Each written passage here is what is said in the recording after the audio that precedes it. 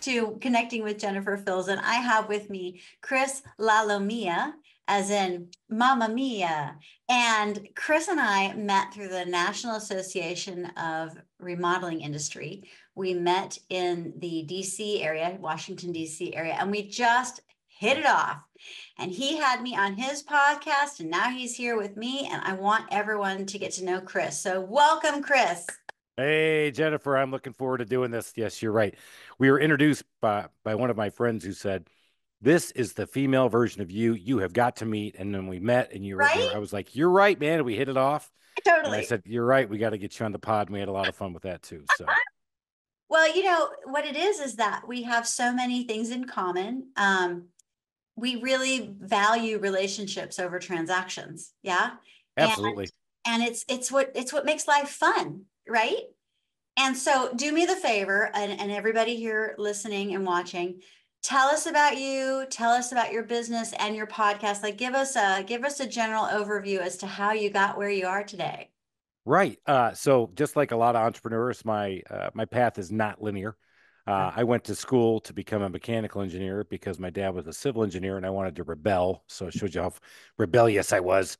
And of course, I loved it so much, I went and got my master's degree in it and went to work in manufacturing, but realized I've always wanted to run my own business. Ever since the time I was 17, I had written on the back of not a napkin, but a piece of paper, which I recently just lost.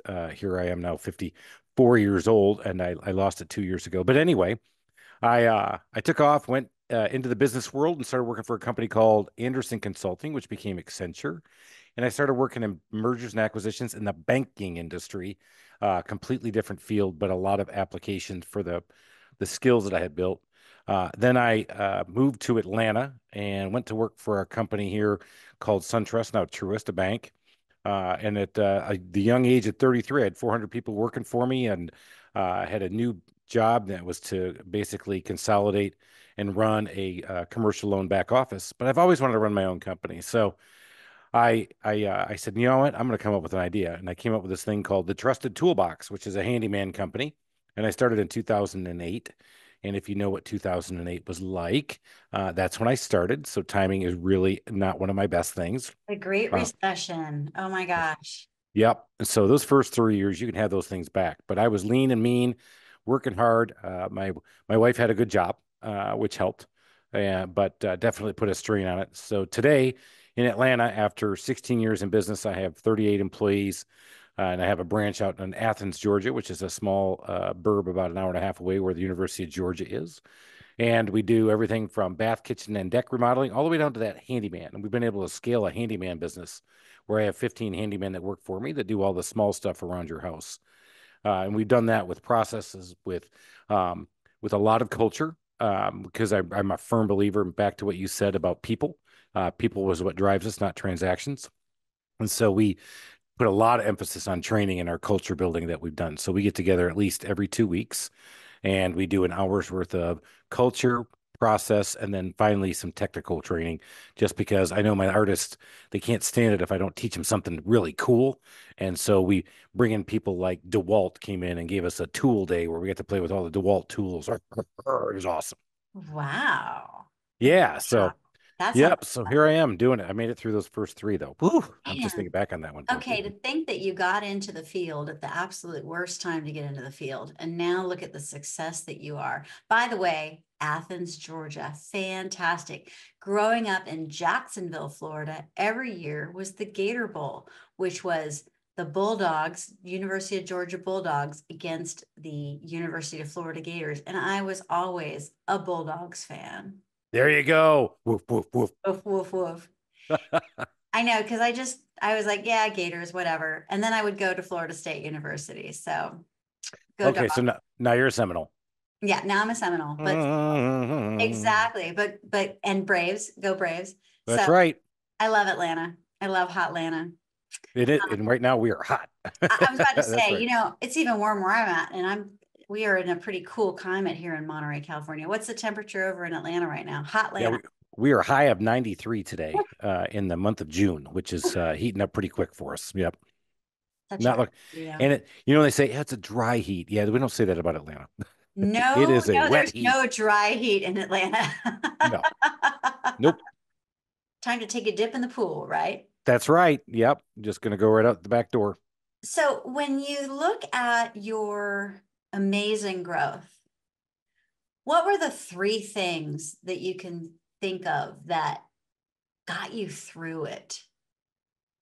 Well, number one is going to be the grit. You know, people talk about that term grit, and Mhm. grit to me means that I was able to grind it out. I've never missed payroll in 16 years. Very proud of that.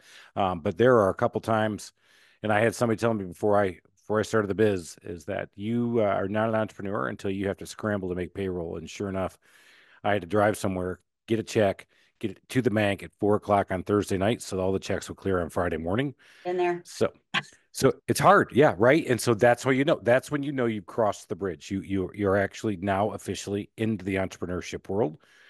So grit was one. Two was I didn't think I was an optimistic guy. Again, engineer trained, and if you know engineers, we're supposed to be very logical, pragmatic, and at times mostly pessimistic.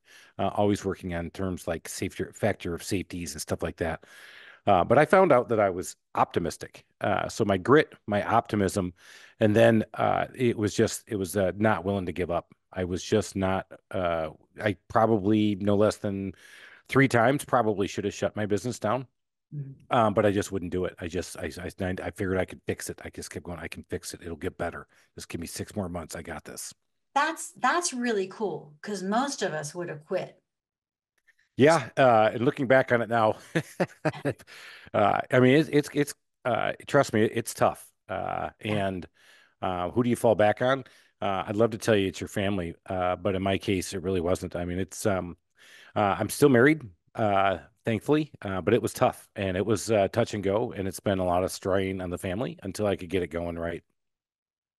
And again, that is something that people don't talk a lot about. And I'm really glad that you brought up that vulnerability. My parents were electrical contractors. And so I grew up with my dad starting off working for my grandfather, and they kind of butt heads eventually. And so daddy would, buy another business and take that over. And the house was attached to the business with the honest to goodness, the zoning for commercial and residential went through our garage. It was that clearly defined. And my parents lasted for 52 years, and daddy would pass away of dementia in 2020. But I do remember that hats off to them. They made it. There were some strenuous years. There were times where they had three mortgages on that house. Yeah, I think a lot of times people, especially in today's day and age with social media and then the quick access to information, which is awesome. I don't want to ever go back. Don't get me wrong. I'm Amen. not Right. I'm not saying get off my lawns, kid. So it's there. I like it, but I do think it romanticizes what entrepreneurship's like, and I don't think it really shows you the harsh realities. You see the bootstrap, you see the I started with $100 in my pocket. Yeah, I'm a millionaire, overnight success. Well, here I am 16 years later and still not a millionaire. Right. But we're doing all right. But yeah, it's hard, and it's where you always got to be able to willing to pivot and solve problems, right? How many times have you had to pivot in those 16 years? So I've stayed true to the handyman business. I added the remodeling business, and that's probably the one that has taken me a long time to get it really rolling like I wanted to. Um, so that one I probably should have pivoted out of, to be Mhm. fair. But now we've got it rolling. So now it's better. So I haven't pivoted necessarily the residential handyman business, but I have had to pivot marketing strategies. I've had to abandon things that I thought would work. I tried to open up in a city on the south side of Atlanta, and it didn't work.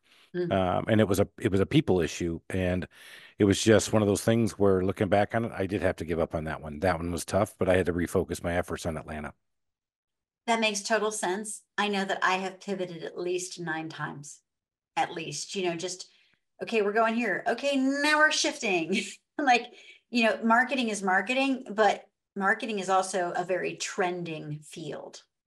Right. Yeah. And that's So, when you feel like you're on that surfboard, you're on the wave. You got to go with the flow, but you also got to know where that wave's going. Yeah. oh yeah, imagine if you will, had I decided that the yellow pages was going to be the only way I did things. Oh, Imagine let me tell you where about I'd that be one. right now. So in 2008, I'm coming out of the banking world with an engineering background. And I realized that I had a lot of mentors. I had a lot of people. I actually built a business plan and shared it with them. Put that in my book, From the Zoo to the Wild, Your Guide to Entrepreneurial Freedom and Wealth. But back to the point is when I got into it, I didn't talk to many people in the industry because I didn't feel like they would share much. But I did get to talk to a couple. And one of the guys said, and this is in 2007, getting ready to go to 2008, is that if you want to be successful, you got to get a full page ad in the yellow pages. Well, that's $5,000 a month. It's a So I lot. said, yeah, and especially a lot in the beginning. And so I went, no, you know what? I'm not going to do that. I'm just going to put one little line in there called the Trusted Toolbox. And it's like the one smart thing I did. But I was told you had to do print, print, print. This is 2008, right? Then Google wasn't Google yet.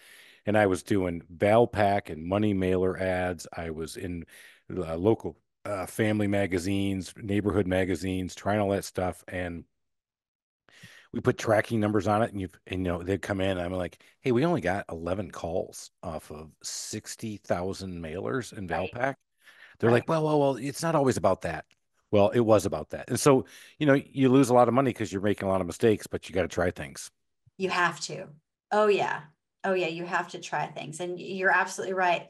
The yellow pages, I mean, I was starting to do social media for the construction company that I worked for as marketing director back in 2007 when it was the new shiny thing. There was MySpace, this new thing called Facebook, and a new thing called Twitter. And That's so right. we were employing all three. And I was like, hey, I think this is really going to be the new marketing wave. And a lot of people poo-pooed that. They're like side eye, oh no, I got the yellow pages. I've got the magazines. I've got the newspapers. I've got word of mouth. I've got, mailers. I don't need that. Yeah. Right. I can do Yeah. billboards. I can go on the radio. I can do a TV ad. But Yeah.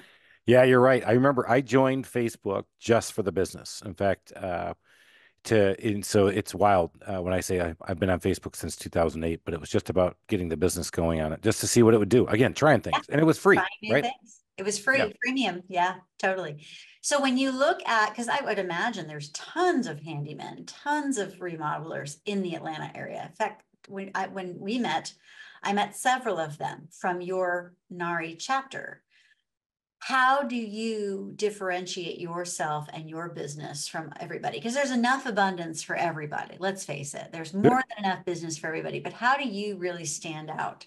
Yeah, if you're listening to this show and you want to talk to me, I'd be happy to share anything. I've had people come to my offices. I've actually opened up my QuickBooks, showed them the P&L. I'm just like, here you go. They're like, wow. I'm like, yeah, see, it's tough. This business is hard. So my differentiator has always been to put the professionalism and prioritize that above all else. So all my guys wear red shirts with our logos on it. We wear khaki pants, not jeans. We're always identified as the Trusted Toolbox. They are my employees. Um, and so we try to treat the house like grandma's house, not like mom and dad's house, definitely not like your house, but like grandma's house. So we prioritize professionalism above all else and communication. I think what is the one thing you'll hear about all of us in the construction world is we just don't communicate very well, especially when it's bad news. Right? People are afraid to share the bad news. Yep. Yep. So that's where today we're closing in on 900 Google reviews with a 4.7 rating. We do over 2,300 transactions in a year. So a lot going on. But to do it, you got to be able to prioritize that professionalism above all else. So I tell all my guys, nobody cares that we're the biggest handyman in Atlanta and that there's 15 of us. But what that means to you is that if you run into an issue at a house, odds are one of us has probably seen it. That's so cool. Now you're doing remodeling as well. When does the line cross from handyman to remodeler? Is there a licensing? Is there just a project scope? Is it how I like that's just such an interesting thing. And I'd love for you to explain that. Yeah, well, the first thing I'd say is that handyman versus remodeling is like selling apples and onions. It's completely different. So for my sales team, it's been a very big challenge. That's been one of my biggest challenges. For me, it came naturally because I kind of like this stuff. I love stuff in the homes. The reason I started this business is because all of my vacations as a kid were probably working on some of my relatives' homes, or building a house for one of them, or adding an addition for another, or whatever. That was our vacations. So Wow, seriously? That was your vacations? yeah, a lot of them. I mean, we had some fun. Don't get me wrong, but that was fun too. Getting together with the fam and doing all this stuff. That must have been a great bonding experience. So the entire family pitched in, or just your family was like the tool users? Well, my dad and I were just, well, my dad was a civil engineer. So we're DIY, and my other family members had their own businesses, but we all worked on houses together. Yeah. So aunts, uncles, well, mostly uncles, grandfathers, cousins, and then my dad and I. Yep. That's so fun. Yeah. It was a lot of fun. It What a was. great bonding experience. But then also too, did you kind of have some challenges like, I Oh, a know bunch of, my way. No, do it my way. oh, a bunch of Italians getting together trying to work. Yeah, of course. Yeah. Yeah. We had that problem. At So, least the food was good, right? oh, the food was always great. Yep. No We, doubt. we always ate really well. But, you'd ask that question, and it's a great one because I don't have a great answer. What delineates handyman from remodeling? I wish I could tell you it's size. I wish I could say it's just the scope, whether or not to be licensed. Well, I happen to own our GC license. I have my own general contractor's license here. And what we do is we make a case by case decision on those remodeling jobs. And typically, I would tell you, it comes down to where we need to have expertise in a certain field. Mm. Handymen are good. Nobody's an expert at anything around the home. I think that's one of the biggest fallacies when it comes to handymen. But like remodeling your bathroom, remodeling your kitchen, you have to have a certain specialty in certain areas. You got to be a really good plumber, and you should be a licensed plumber because you run into it. You grew up with a family in the contracting business around electricity, which again is one of the things where if you don't know what you're doing, it is really easy to mess it up, and I've Oh, seen it. Oh, oh yeah. You do not want to start a fire or an explosion of some sort because you did something wrong. That's a right. liability. Yeah. It's a big liability. So we do it on a case by case basis. When we decide if it's remodeling, the guys are now have a pretty good feel for what it's going to take to do it. Mm. Um, the big thing is educating customers on what the difference is. So you have some handyman. Well, he's going to remodel my bathroom. Well, how do you know he knows how to do all the various activities to get you to a full functioning bathroom that everything's going to be tight and you're not going to have any leaks or problems? You don't know that. And as a guy who's been involved in a lot of them, I don't know that. I think I could take a bathroom soup to nuts now, but now actually I'm getting old enough where I can't because I couldn't probably do some of the heavy lifting.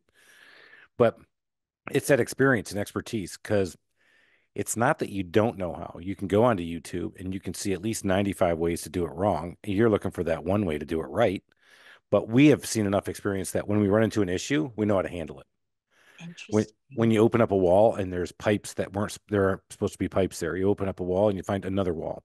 We've opened up walls and found electricity where it's not supposed to be. We've seen you see all kinds of things. So how do you handle it? Well, you got to know how to handle it, and that's what you're paying for is the expertise and experience to get you to a successful outcome.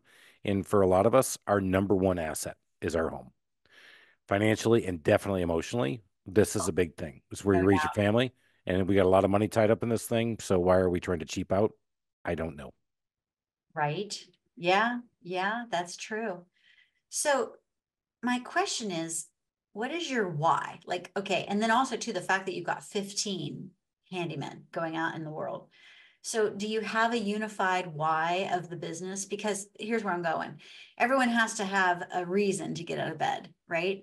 And I know that you are enthusiastic about your role, and I too, which again why we get along so well. And I know that I'm making the world a better place through my marketing because I'm helping the clients that I serve attract their ideal tribe of clients, and then they can go out in the world and help them with their expertise, and then that gets fixed for them, and then they go out. It's like this ripple effect, right? What is your why? Is it bigger than you, or has it changed through the years? So for me, it definitely has changed. If you ask me my why on year one, my why is why did I do this? Again, 2008 going down. But what was I trying to do? I was trying to build a business that became a financially independent lifestyle for my family. That was my why. I love it when why did you do it? Well, in the beginning, you got to pay bills, man. And now I'm to a point where my why is to see just how much I can do and influence other people.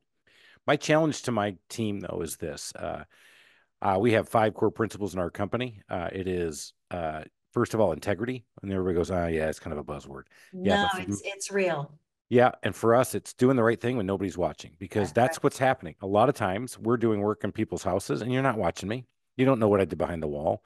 Did I put the insulation on an exterior wall? Did I put the right fasteners in? The second thing, and the most important one, is artistry. I used to say competence. I mean, just show up. Just show up. No, now I say your challenge is to be an artist each and every day, because Wow. you guys have a set of skills, a set of tools. And so if you think about the gig economy artist that goes to the bar and plays his guitar and sings, and or she comes and plays the piano and sings, they're artists. Well, my guys are artists as well. They just happen to do it in the home. And so that's how I've been able to get these guys out of bed. And then when you hear these stories about, Chris, when I came to you, I'm kind of ashamed to say this, but my credit score was so low, I don't even want to tell you the number. But now I've gotten up to the high 700s, and I actually just bought myself my first fun car. And you're like, you hear all that? And he goes, the first thing I've ever bought for myself since and my kids, and you're like, wow. And so now you ask yourself, what's your why? Now I want to build that community of like-minded business owners that want to join me and hang around with me and see if once I'm done with the Trusted Toolbox, if I can't coach them up and help them do some of these great things that I did. Bravo. Bravo. That is so cool. Now, I know you're a marketing genius. What are the things that you think really worked super well for you as you grew your business? Yeah, I'm glad you asked. And so I wish I would say I was a marketing genius. I would tell you when I got into my biz, I thought this was going to be one of my worst things, because here's the big one, Jennifer. How about this? I started a business that's business to consumer. Do you know I never worked a retail day? Not one iota, not 1 hour. I started out as a machinist in high school. I went off to college. I used to work for professors. I used to work in the machine shop in colleges. I played football. I did anything I could do to make money, and got myself. I'd never done this, so I'm like, oh my God, what have I done to myself? But I will tell you one thing I did, and I actually have just shared this with the community that I just talked about, is that you got to find your avatar and define it, and you got to get really good at it. And that's something that I think we did a really good job of. And I came down to four. I had four avatars, and I would talk about her. My number one is that at the time, she was a 35 to 50-year-old busy family of four. Her kids were instrumental in her life. Here in Atlanta, we're very transient. So her friend group was very big, but it was all built around the kids. She drove an SUV because a minivan is so passe. I had to have an SUV. Um, she would be the PTA mom. She may or may not work. I don't care. But she was really, really busy, because when you have two kids, you're really, really busy, Yeah. especially in today's world of everything that's going on. So we just nailed her. So what did she like to do? Well, we knew she liked to play tennis. So I sponsored tennis events. I would do things like that. What else do we know? We knew that they'd be at schools. So we used to sponsor the school silent auctions. So that was where we were playing. The second part of that, 1A, 1B, is the husband. And at the time, hubby would go off to work, get his cup of coffee, clear a couple voicemails, maybe go into a meeting, and then about 10 o'clock, he'd start calling. And what he was looking for the trust. He Mhm. wanted to know that he could trust that somebody could come into his home and do this, because that 35 to 50-year-old, and this is back in 2008 to 2015, because it's changed a little bit since, but this hasn't changed. Guys this age are not working on homes anymore. They don't Correct. have the tools. They really don't. It's not the fun thing to do. They weren't trained. They weren't taking vacations with their family working on it. Their dad didn't make them do it.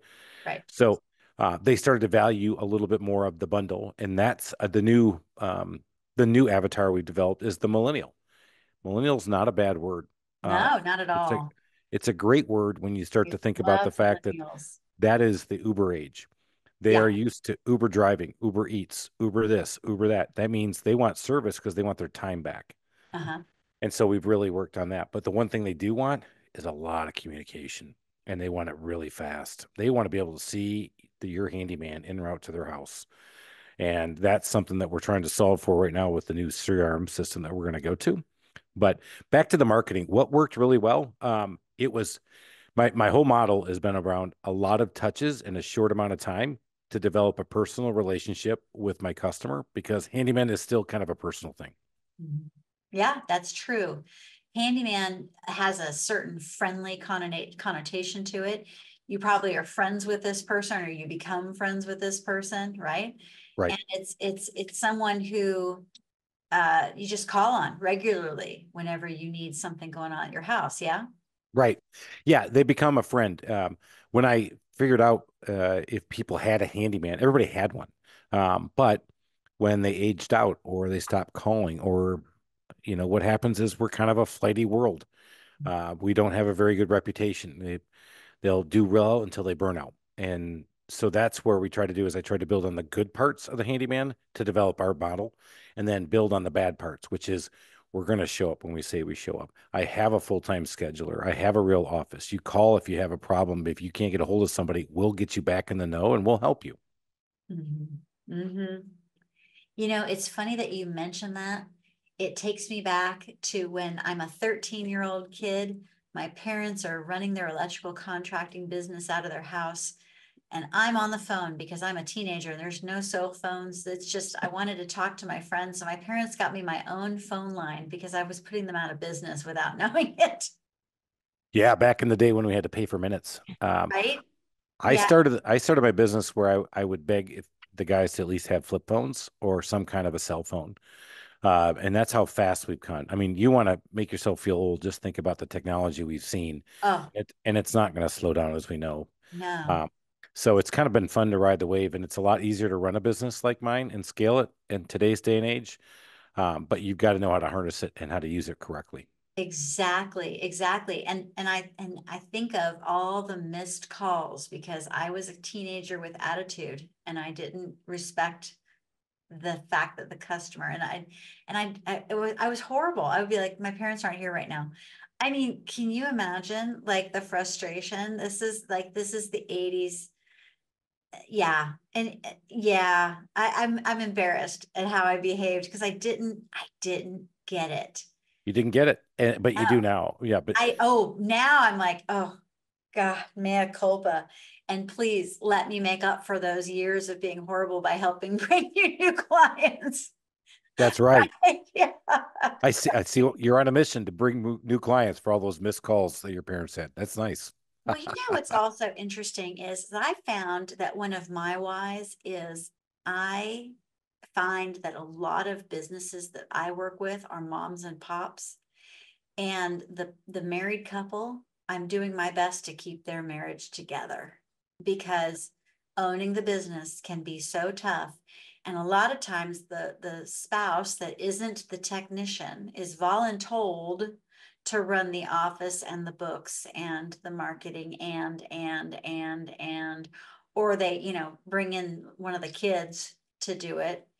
And again, the kid might be okay at it, but not driven and not understand the why or the importance of it, or, you know. So I find that in my world, I do save a lot of marriages, right? Amen. Yeah, I know you do Same, don't because you? it's so hard. Yeah, it's my wife has never worked in my business, but and that's just as stressful. But you're right, a couple trying to get a business going, and then one has to be the technician, and one has to be the manager, and that comes back to the E-Myth principle. If you ever read the E-Myth book Love by the Michael E-Myth. Gerber, right? And Such a so great book. so Such a who gets to be the entrepreneur? Who gets to be the big hairy idea person? Nobody gets to, because if one of them does, the other one resents it. And so if I'm the technician and the manager is being an entrepreneur, hang on. If I'm the one who got voluntold to be the manager and my technician's starting to feel like he's going to be an entrepreneur and have these big ideas, then she's going to be like, whoa, hang on there, Sparky. right.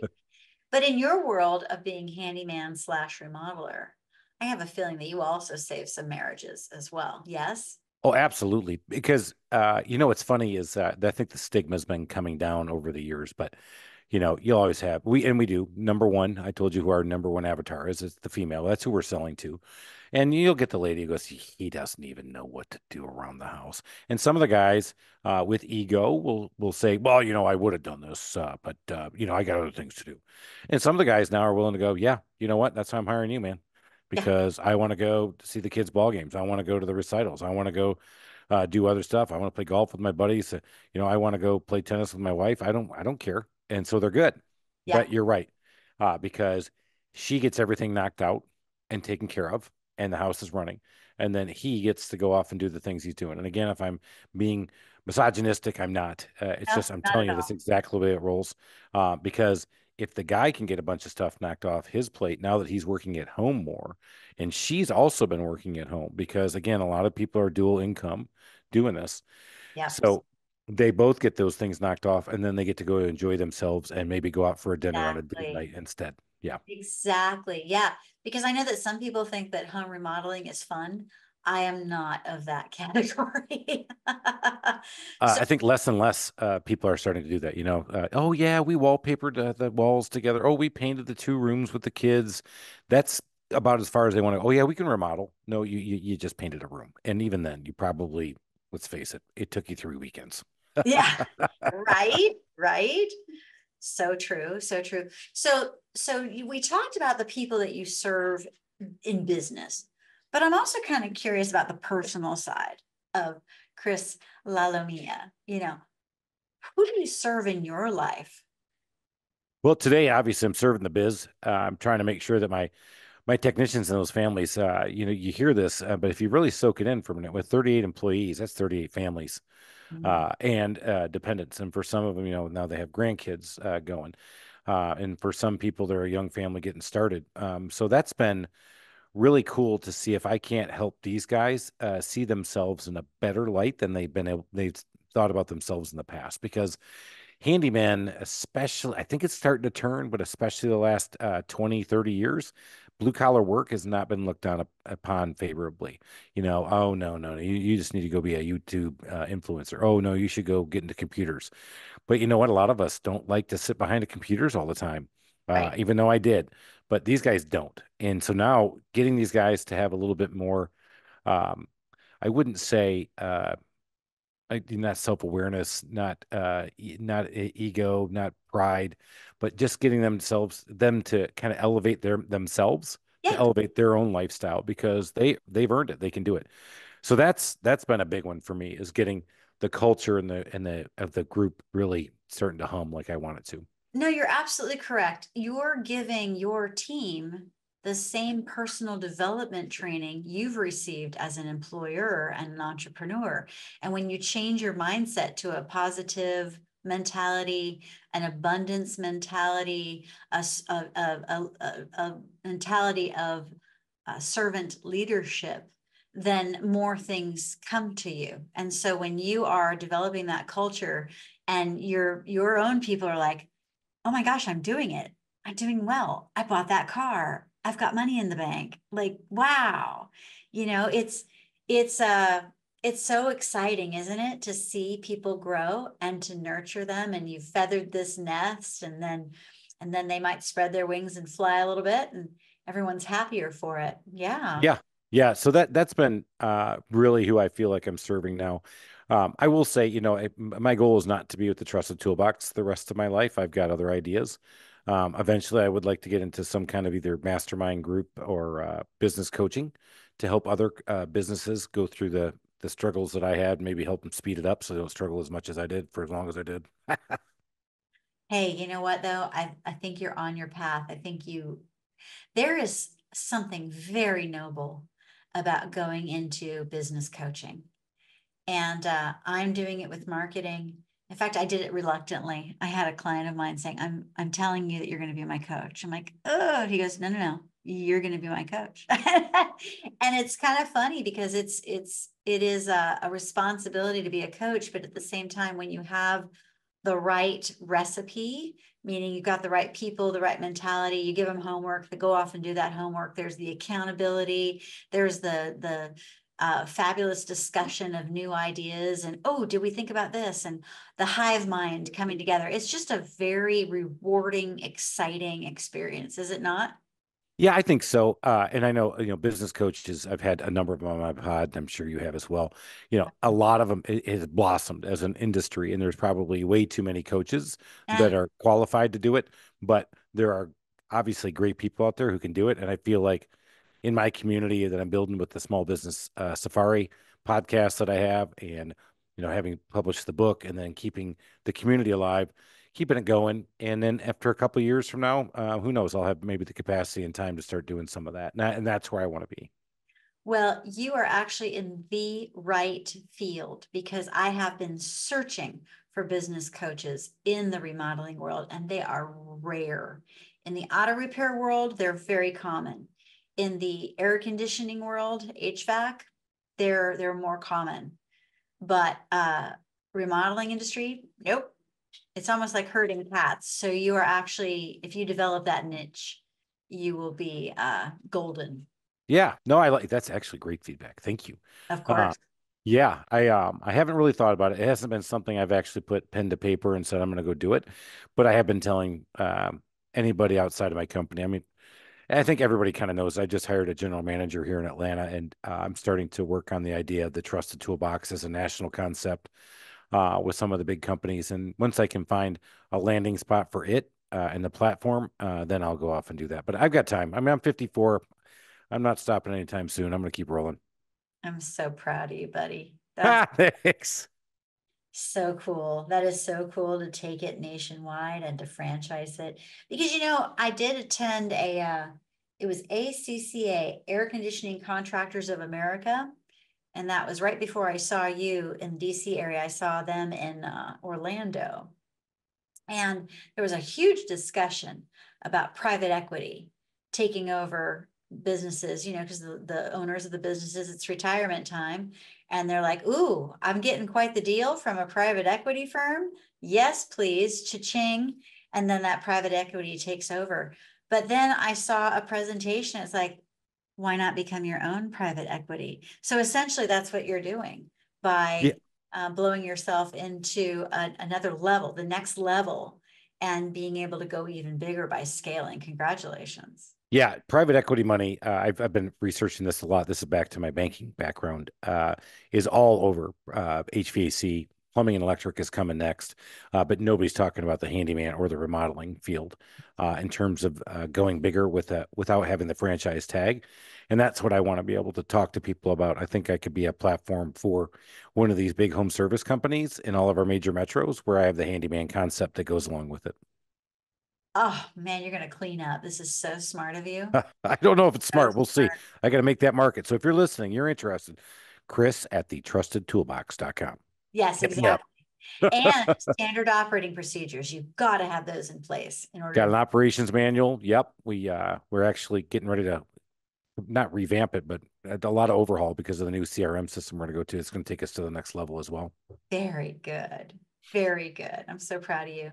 I love SOPs, man. We do that. We're the only marketing agency that does SOPs because we want to make sure that the marketing story that goes out into the world is also helping with the internal. Because if your internal folks have no idea what your why is and what your story is and what makes you special and unique and who your target demographic is, yeah, it's a disconnect. So if You everyone's are on page, you are unique right there doing that. That is a special skill. it is. Because especially when people want to talk to you about marketing, they want to talk about the sexy stuff, right? Hey, make me TikTok famous. All right, well, look, we're going to do this, this, and this, but guess what you have to do? You have to answer the phone. You have to email. You have to answer the emails. You've got to schedule. You got to be able to fulfill what you're putting out there in the world that you're promising people. So yeah, I love that you're doing that. That's awesome. It is really exciting, and it's essentially the storytelling. It's internal and external storytelling. And what's really, I have to brag just a tiny bit, as business owners, sometimes we lose clients. But since the beginning of COVID, I would say 2/3 of the reason why I have lost clients is because I got them across the finish line and they retired. Nice. That is huge because especially for those that had us do their SOPs, their valuation of their company was higher because everything was documented. And Hello, amen. See all the things. If you're listening to this podcast and you think, yeah, I'm going to exit my business, that is not the way to think about it. And the little stuff you just said right there is the big stuff. That's the goal. That's where the valuation changes. That's where you actually feel like you're getting something for all the work you put into it. amen, right? Oh my gosh, because yeah, it's that first generation of whoever starts the family business. It's the blood, sweat, and tears generation. Yep. Then the second generation, if they're so lucky to pass it on to their kids, the kids get into it. Now the second generations, they're on their toes because they've got a legacy to protect. and they better make sure that mom and dad are proud, right? Third generation, things get a little, sometimes it goes great, sometimes it goes haywire.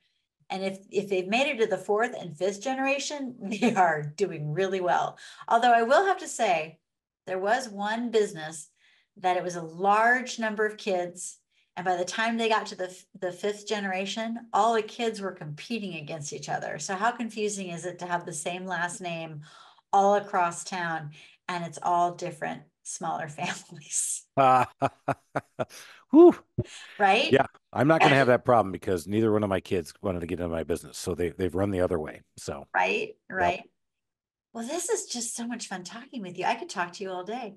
I am curious though, if you had advice for people, because you do have this really successful podcast. What kind of advice do you have? Or let's turn this on its head. My normal question is, what advice do you have to help people? But then you have this podcast, so give us your advice, but then also to tell everybody about how much advice they can receive by signing up for your amazing podcast. Yeah, it's so gosh, advice. There's so much out there, and there's so many things. I think, you take, I would say number one, be open to networking. If you're introverted, it's even better. Introverted Guide to Networking. You can go out there and look. It's a great book. I'm clearly not introverted, so networking's not been hard. But your network brings your net worth. I think Jim Rohn coined it. At least that's who I think it's related to. Is that you're the average of the five people you hang out with all the time. So Yes. go out there and hang with big people and get big ideas. And not every idea is going to be for you. And the person who says, "Hey, I got the silver bullet. I got the answer for your biz," they don't. I can't give you one. You know what? Because go back to what's happened is that we always have to keep working and pivoting. Yeah. So on my podcast is called the Small Business Safari with my co-host Alan Wyatt. We try to edutain everybody, a little education, but also a lot of entertainment. Had some incredible guests on, including yourself. But talking about small business. So we try to keep it light, but we also try to get you some gold nuggets. And it's a good, we go usually 45 minutes to an hour, but you can speed through it if you want, although you got to keep up with me. I'm a fast talker. Uh, but I've had people on from M&A and exit planning strategy all the way to starting a business, from home services, completely out of the field altogether. I mean, we've got guys who are doing, we just had Leroy Height on from Cutting Edge Firewood. It's a high-end premium firewood that's located here in Atlanta, Georgia. He sells Really? more out of state than he does in state. So again, Wow. guys, it just shows you it doesn't have to be home services. All businesses you can learn. We had a great guest on who put programming and computer application programming on its ear. He actually has two people on one computer.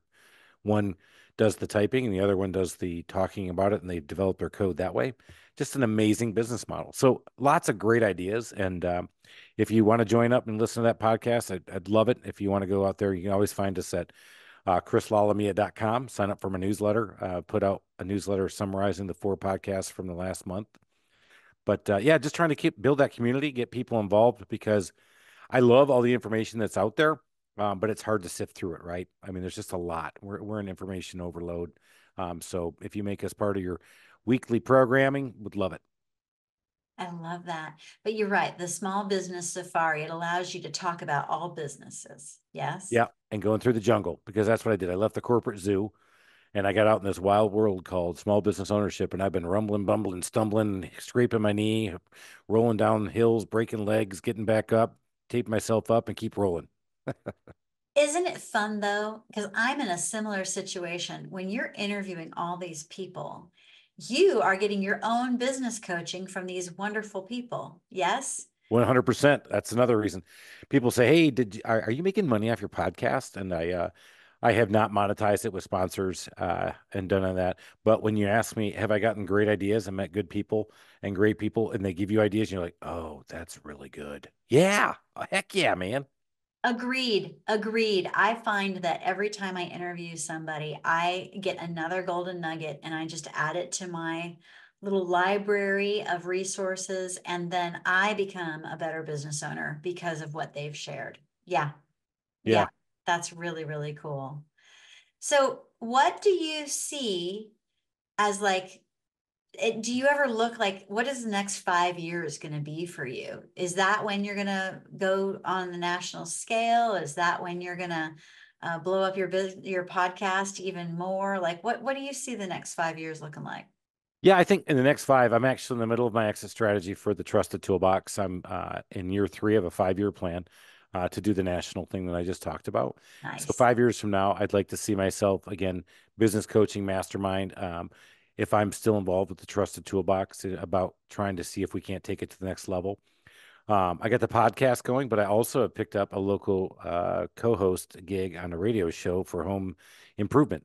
And so we do that, and it goes out weekly on Saturday mornings on one of the FM stations here. So it's really starting to pick up a little bit. I'm having fun with that. So I love getting out there and just talking with people and growing this community. Wow. Just for fun, I would love it if you could get the actor Tim Allen from Home Improvement on your podcast. I should try to get him. He's a I he's a would love homeboy. to We're both from request Michigan. that. I should try to get him on there. Why not? Yeah, you know what? I will. I'm going to try him and Mike Rowe. Oh, micro, Yeah. dirty jobs. Yep. And Love he's him. also a big proponent of getting people into the trades, which, Oh, he's great. um, yeah. So you're right. I should probably swing a little harder and try to get those guys on. Why not? Why not? And another person who's also working hard to get people in the auto repair trades is Jay Leno. Oh, wow. Yeah, Yeah, he and that's his right. wife are Yeah. big into getting more and more people into auto repair. Yeah. Yeah. Yeah, it's so cool, isn't it? Like when we give back to the world, it's opportunities. It's sometimes it's money, but I love how opportunities are often the thing that are offered, and that's cool. But yeah, why not? Let's manifest Tim Allen to be All on right. I'm doing it. I podcast like it. Micro. And Micro, I'm over here in Monterey, California. I used to volunteer with the Monterey Bay Aquarium working with the penguins, and he was one of the guests, and he did a whole thing on penguins. So Oh my gosh. All right. yeah, so he was showing off how and honestly, forgive me, I think it was at Monterey Bay Aquarium. It was one of the other aquariums that we were associated with. But he definitely, scooped penguin poop and all the other things that we volunteers did. So we were enjoying Micro because he did what we did. But what's also really kind of fascinating? One of my favorite memories of working as a volunteer at the Monterey Bay Aquarium. I'm in my high water gaiters, because I get in the pool and like siphon out the penguin poop and all the different stuff, through the underwater vacuuming, system with the sump pumps and all that fun stuff. And then I'd be scrubbing, I'd be taking like a wire brush and scrubbing penguin poop off of the rocks and stuff. But right next to me is the multimillionaire who donated the $5 million to put that exhibit together, who's also scrubbing poop with me. And it made me just realize that, yeah, we are all impassioned to make the world a better place. And it doesn't matter who you are, but when you channel your energies into something that you love to make the world better, it's just so magical. I love that. That's cool. That's a great story. And you will not see me scraping that poop. I got to find other ways to do it. I'd probably be a little gaggy. Ah, it was kind of fun. Our reward was that the penguins got to sit on our laps after we were done. So Oh, how funny. Oh, that was that's cool. fun. Yep. That was kind of fun.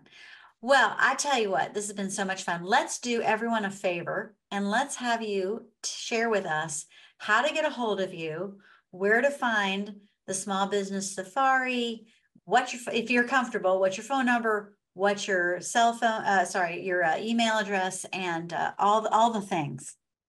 Yeah, let me hit you with so chrislalomia.com. I have my website out there that has all the different businesses that I've been involved with. You can always find us at the trustedtoolbox.com. Email is probably the best way to get me. Chris at the trustedtoolbox.com. You can check out the Small Business Safari on the podcast. You can always go get our book on Amazon, which is called From the Zoo to the Wild. I would give my phone number out, but honestly, I'm not very good with that. And I'm good with giving it out, but just email me first, hit me up that way, and then I can call you back Fair because enough. I'm in a lot of meetings. Yeah, so I get it. I get I it. got I I think got that's untethered from my office phone, so now all I have is just my mobile. And also, too, I have to say, I'm very impressed at your vulnerability of being willing to share with people your profit and loss. What have you learned from sharing that? Yeah, I've learned that we have, and I put this in my book, your revenue is your vanity line, right? Look at me, I'm $6 million a year, which is what we did. But I don't share my sanity line with many people, and that's how much I actually made out of it. In my business, it's a very low net profit business. I was off in my original projections. This is one where business coaches who are uninformed would say, "Oh, well, Chris, you can triple that number." Yeah, well, I really can't have the customers I want. I could triple that percentage, but I would go out of business because my numbers, as we scaled to 6 million, is what I need. So it's hard and being realistic with people. I'll never forget one of my mentors asked me, he says, Chris, so what are you doing net? I said, yeah, I'm doing about 20%. He goes, really? After 4 years? I said, well, okay, more like three. He goes, yeah, that's what I would have thought.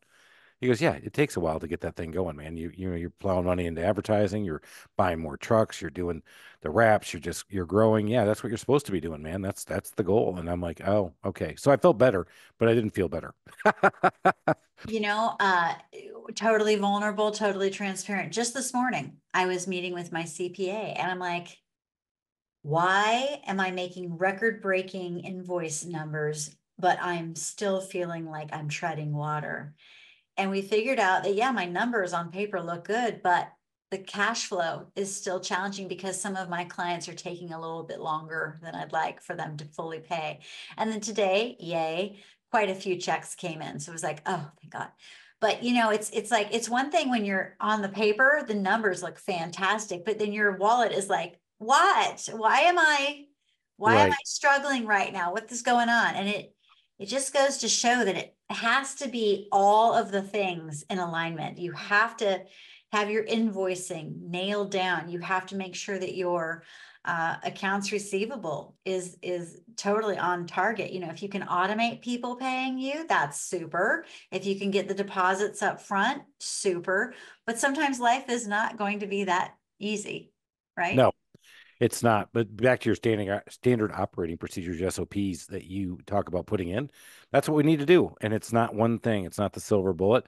It's a combination, as you said, of a lot of little things to make it happen. And that's how you eke out a better net. So true. So true. And you're right. It's the net is the most important. It might sound fabulous to say, oh, I'm a $10 million business. But if you're only keeping 100 grand out of that entire thing, you need some help. You need some help, my friends. Trust me. I've been up and down. I've been all around. I've been all the way there. So it's been crazy. That's why I actually am doing better now that I've hired a general manager. So Good. adding additional costs, but he's actually brought so much value to our company in terms of discipline and watching the pennies.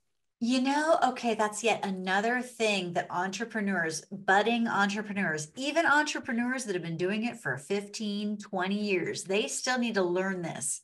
Sometimes we get in our own way, don't we? You bet, And we all the time. burn I ourselves was out because we don't trust the team to do it. And then finally, we are in some position where it's like, all right, team, just take care of it. And guess what? The team does it. And you're like, oh, How did that happen? right. Exactly. You mean I can go on a vacation now? Right. Yeah, pretty cool. Yeah. The team feels empowered. Like, I gotta tell you, this Friday, my husband and I are leaving for Maui. And I'm super excited because my team has a sales call when I'm in the air. And I know they're gonna Awesome. crush it.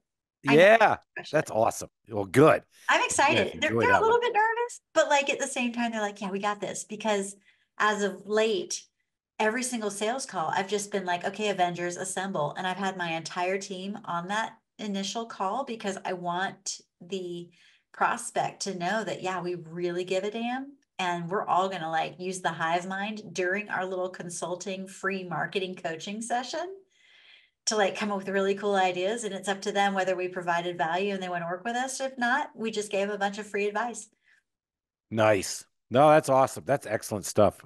And I'm glad that you're having your sales meeting without you even being able to dial in. That's perfect. I know, right? That's exciting, huh? It is. So entrepreneurs, get out of your own way. That's right. You're the choke point most of the time. It's It's so true. true. Yep. It's so true. Everybody, I'm so happy that you were here with me and Chris. Please look him up. The Trusted Toolbox is his handyman slash remodeling business in Atlanta, Georgia. ChrisLalomia.com. That's ChrisLalomia.com. And don't forget to look for his book, From the Zoo to the Wild, as well as his Small Business Safari podcast. Chris, again, brother, thank you. I think I'm going to have to bring you on again in the future so we can hear how the next chapter for you has developed. I'm ready. I'll always willing to talk to you. Like I said, you said it. I'm going to echo it. I could talk to you all day long. Right? Yeah, a lot of fun. Brother from another mother, sister That's from right. another mister. Exactly. Sister from another mister. I love that one. Cool. All right, everybody. Thank you. Bye.